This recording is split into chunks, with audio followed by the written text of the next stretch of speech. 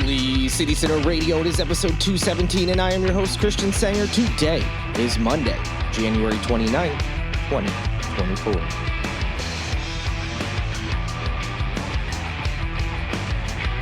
Try to stop talking about her, but she just pulls me right back in. That's right, we've got more Nancy Mace news. It was not intended, but hey, when there's updates, gotta talk about them. Thankfully, I've got a couple other things to talk about as well.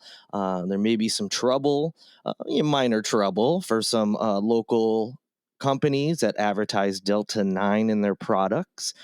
And also, this warm weather wasn't just unseasonable, it was record-breaking. So plenty to talk about on this episode. Hope you all had an amazing weekend.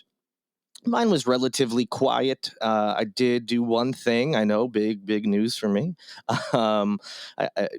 Thankfully last week had a couple fun things. I mentioned the preview event for that Lip Sync for Lungs celebration that's coming up in February. But then on Friday, there is a new bar that opened on Romney Street. I think 45 Romney Street, maybe 43. I forget. Apologies, but it's right next to the Kick and Chicken. It's called the Red Palm Tavern, and the space is actually really nice. It's where Crust used to be, for those who remember that. I don't really get over in that area that often. I kind of forget that these businesses are there. So it was nice to be over there.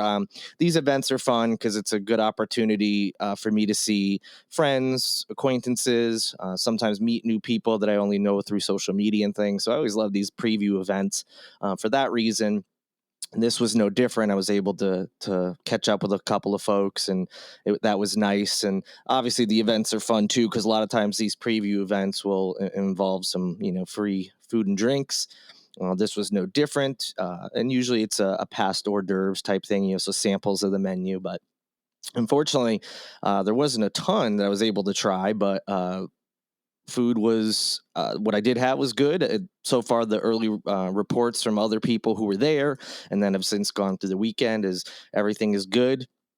I've been seeing a lot of people posting, not just at the preview event, but throughout the weekend of this new space, and everything has been positive. It's not a huge space, but it's pretty good size, and it'll certainly be a fun spot for a lot of people. I think especially on the weekend during the days when the sun is out, because one part of it opens up to the street. There's some bar stools where you can sit there, so you're outside the business, and they still have TVs, facing out, so you can, watch the latest game or whatever else may be on TV at the time you're there. They've also got some space for live music. They had folks there doing that. They had, when I was there, they had just one guy playing, solo acoustic guitar style in one corner, and then in the other corner a little later, more of a full band situation went on. I wasn't there at that point. Yeah, I'm not staying out late like I used to, so I was long gone by then. But they were setting up, and it looked like there was enough space for them to be able to perform, and people still enjoy not feeling cramped, basically. Sometimes there's these smaller places and spots in downtown Charleston are sometimes oddly designed, not necessarily any fault of whoever owns the business, just the way some of these older buildings, not that this one's older, this is a new building, but or at least been recently renovated. I don't know exactly when it was built. But sometimes they can't make major changes to these old structures, so it could be a little tough, but not a worry at this place. So I enjoyed it. I'm sure many of you will as well. Other than that, just lay low, didn't do a whole lot, watched some TV and things. Oh, and I do want to say, there was a show that was on several years ago called At Midnight. It has no ties to Charleston. So just putting that out there right away. But it was this show that was on Comedy Central. It was hosted by Chris Hardwick. And it's like a fake game show, basically, for comedians. So there'd be 3 comedians on each episode, and they'd run through topics that Hardwick would introduce, and they'd just riff and make jokes. It was almost always involving something funny on the internet. They'd pull up some wacky video that was trending that day, or they would do what they call like hashtag wars, where they would, come up with a funny topic. They do a lot of stuff like, add a word, ruin a movie type stuff. So like you would have a movie whatever the normal title is, but you would add like a different word to that title that would make the movie not as fun. Just silly little things like that. And the show has come back under a different name. It's now called After Midnight, because it used to be literally starting at midnight, but now it's on CBS, and it's after Colbert's Late Show, which, hey, well, there's a Charleston tie-in inadvertently. And he's an executive producer on it, actually. It's now called After Midnight because it's obviously on at a different time. It's on CBS. Same idea. It's now hosted by Taylor Tomlinson, who is a really good rising comedian. I saw her perform here at the North Charleston Performing Arts Center last year. And it's the same setup, rotation of 3 comedians, and they just riff on things, and it's fun. They're just getting started, so we'll see how it matches up to the original. I think I still prefer the original, but again, it's early. Things will change. It's still entertaining, and I am enjoying it. But it just reminded me, because that was back when Twitter specifically, but social media in general, was relatively fun. I loved Twitter when it first got started, and for many, many years, it was great. Yeah, there's always going to be trolls and people, saying dumb things when you're on the internet.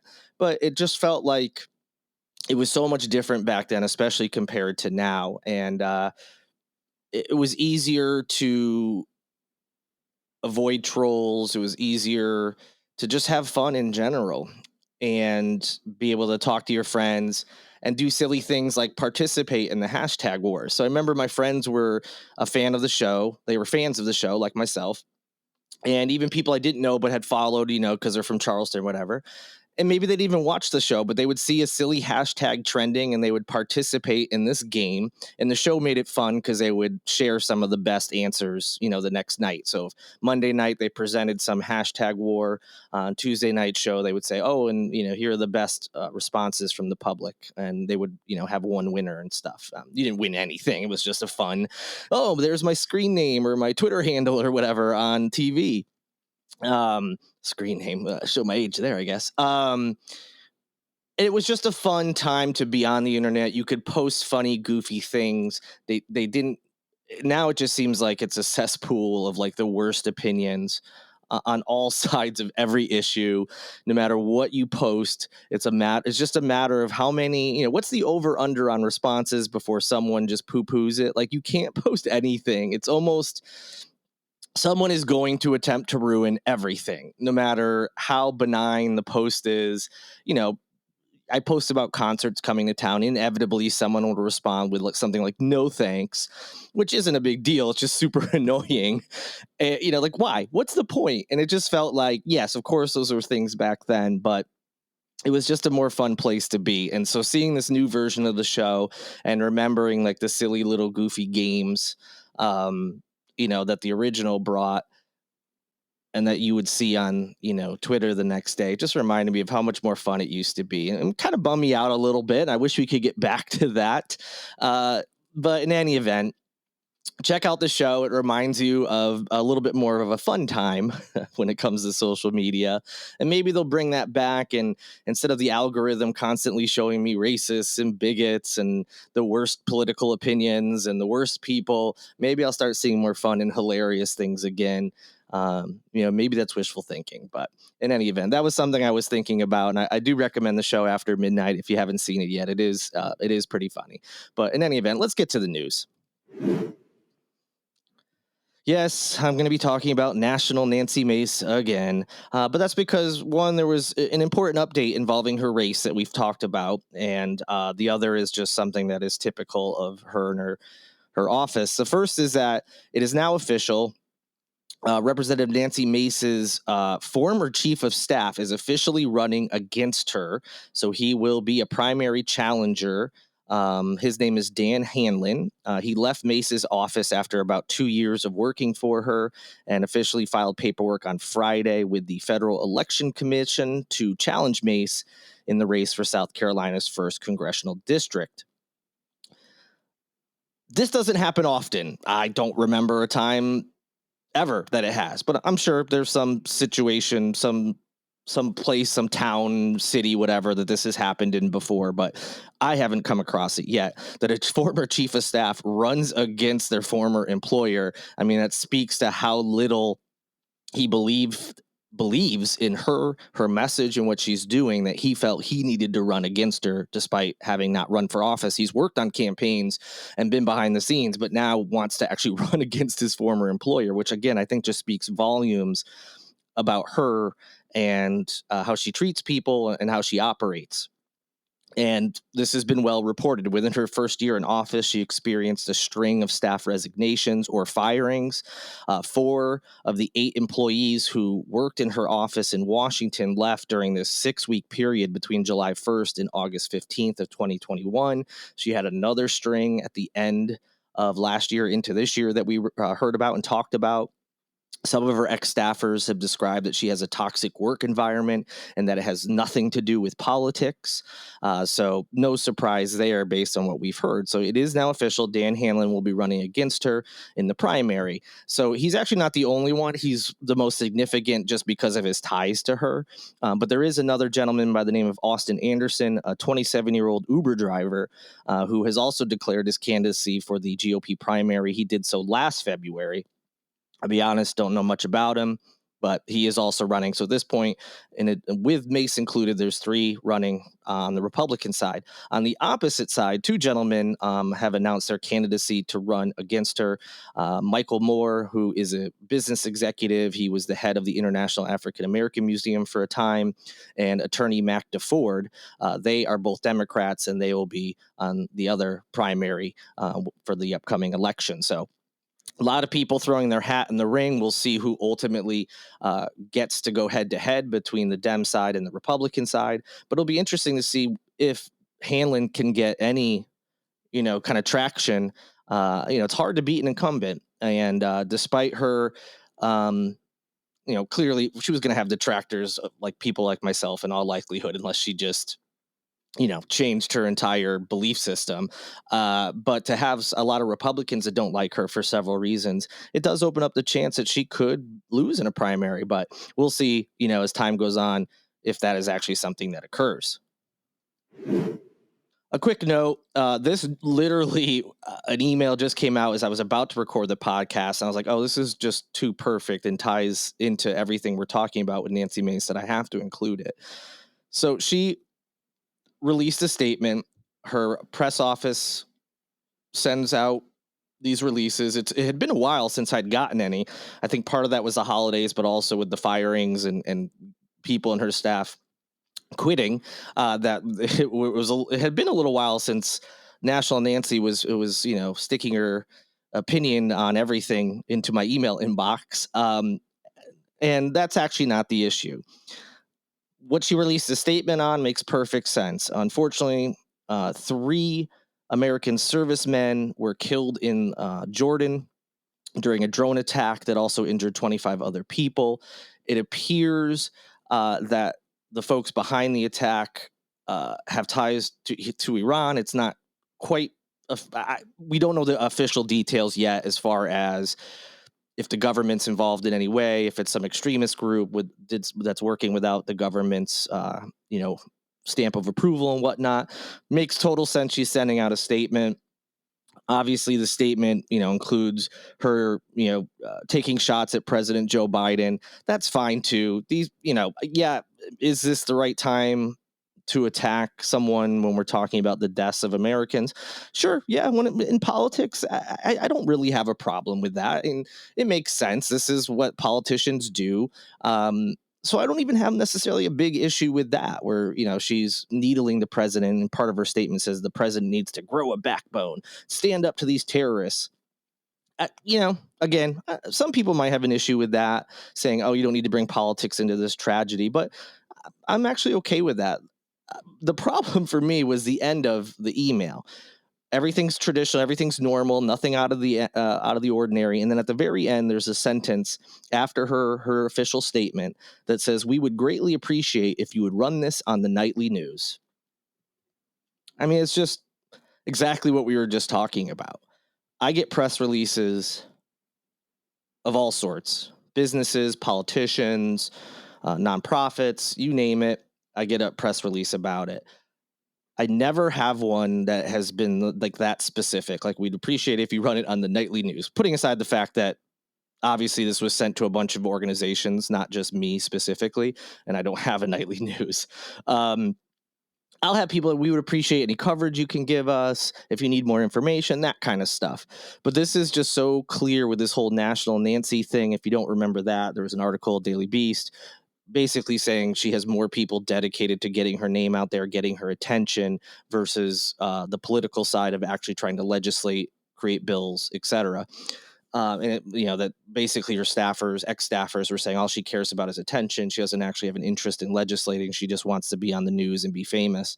And this is exactly it. Instead of just releasing a statement, letting it be, and letting organizations cover it, she specifically mentions in that email that they would really, well, not she, her office, whatever, but I'm sure she approved it. They specifically want this to run on the nightly news. So not only did they ask, like, hey, can you run this? Which, again, sometimes people say stuff like, we'd appreciate any coverage, blah, blah, blah, but specifically mentions nightly news. Why? Nightly news is the most to watch. She didn't mention just your program in general, your website, your newspaper. It was specifically TV news, despite the fact that this goes to all manner of publications, blogs, websites, newspapers, radio stations. It goes everywhere. But the end of it was not just, hey, we'd appreciate if any of you cover. It was specifically TV nightly news. Again, I think it just shows exactly what these ex-staffers were saying, that all they care about is attention. All she wants to do is become famous and be on the news. And that's why she mentioned TV, where her face will be on, and people will see her. Whereas on a website or something like that, she's not getting this exact same type of attention. She wants to be on TV, even if she's not being interviewed. You know how TV news works. If they read a statement, even if it's in part, they're going to show a picture of her, video, B-roll or whatever. And it was just exactly what all these people were saying, and just shows that the reporting on this has been accurate. I mean, it's just ridiculous that even after that reporting, they would have the gall to do that. All right, moving on. You may have noticed there's been, and we've talked about this a little bit, CBD has had a moment where it was, kind of presented as like the cure-all for everything. And then CBD shops started popping up. And then you might have heard of terms like Delta 8, Delta 9, which are just different strands of cannabis. CBD has none of like the psychoactive properties that cannabis normally does. And Delta 8 and Delta 9 have some, but like very, very minuscule. And they were allowed under the Farm Bill. Well, now there's been some new guidance from South Carolina's health department, specifically as it relates to Delta 9. They sent out a letter to the hemp industry warning that the substance isn't an approved food and beverage ingredient.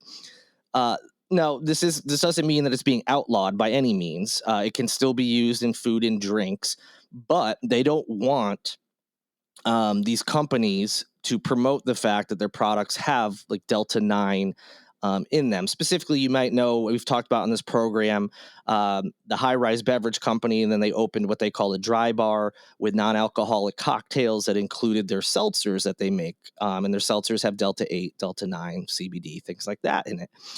They offered it as an alternative to alcohol. So now they're saying that they cannot advertise that their product has Delta 8, Delta 9 in it, saying that by putting that in there, in DHEC's opinion, that it no longer is a food item, but now a drug, just because of the way it's advertised, which seems a little silly, but okay. And now opponents, people who disagree with that, say, well, by not allowing us to put what is in our drink, you're putting consumers at risk, because then they don't know what ingredients are in there. So they're not even supposed to put like the ingredient, hey, this includes Delta 9. And the businesses are saying, well, people should know what's in the things they consume. Isn't that the whole point of like an ingredient list and all that? So we'll see where this ends up going. Because I agree, people should know what's in their drink, especially even though it's a minuscule percentage that Delta 8, Delta 9 have as far as the psychoactive element to cannabis. People have said that have had it, and I've tried some of these beverages and things. It does give you a little different feeling. I would definitely not say, you feel high by any means, although I have heard people say they have felt that way with some of this stuff. But it does give you a little different feeling. Well, as an adult, you should know that stuff, but also like children, if there's just like a seltzer, parents like, oh, cool, seltzers, no alcohol in it. And, they don't know that like there's a Delta 9 strand in there. That's potentially a problem and could be dangerous. So, yeah, it doesn't make a whole lot of sense. We'll hopefully there'll be some more clarification and there'll be, they can at least put in the ingredients list what's included. Maybe they're not supposed to prominently advertise or make that the point of the beverage or food product. But they should at least be able to put somewhere what's in there so people know. So just for quick background, Delta 9 was federally legalized by the 2018 Farm Bill, so long as it appears in no more than 0.3% concentration on what's called a dry weight basis. So that's where it was allowed and where it comes in. It was part of the hemp bill. Hemp and CBD don't have psychoactive properties at all. Those are legal and can be used for all manner of different things. So they did allow up to 0.3% concentration of Delta 9. So again, not a huge amount, but there definitely needs to be further clarification on this because it is dangerous for people not to know what they're consuming. And lastly, I talked about it the last few podcasts. This weather has been amazing during the day, and it's been in the 70s, which is incredible, despite the fact that we're at the end of January when we're supposed to be having some of the colder days of the year. But not only is it unseasonable, it set a record.